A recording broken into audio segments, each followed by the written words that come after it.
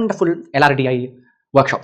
Right? So usually when we do workshops, we do a bunch of theory classes and practice test, and then we come to the meat of it. This time we flipped it. We said, look, we'll jump on Saturday, do a test and discussion, start on Sunday morning, do a test and discussion, and then do a 2-hour discussion on themes and ideas, addressing how we can stay away from these problems, how we can get some sort of clarity, how we build resilience if something goes wrong. So that we'll discuss, not at a strategic team level, but at a puzzle selection.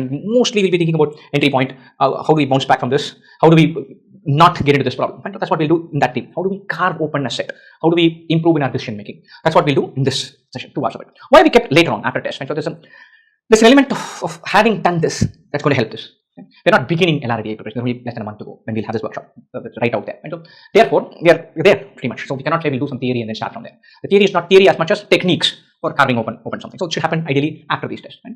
And then there are 2 more tests after that. Right? What we've done with these tests, we said, look, each test will have 3 or 4 puzzles depending on the difficulty and what they are for. And each test will be timed for 40 minutes. And then a buffer of 20 minutes before the discussion starts. Right? So why the buffer? Buffer so that you can see all the sets before the discussion begins. LRDI, looking at a solution or a discussion before seeing a set is useless.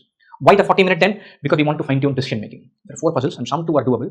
We need to figure out ways in our head to attack and pick and select those 2 doable ones and have a play with the 3rd one, leave the 4th one and take stock. So we want to train or prep ourselves for not just solving, not just carving open and attacking and techniques, but also for decision making, also to build resilience. I tried this for 7 minutes, it didn't work, I dumped it and began the next one. That worked for me. To have that feeling that you can bounce back in a section. So each will have a timed test and a buffer to go through the set. So the decision making is also a priority. Of course it's a priority, right? Definitely.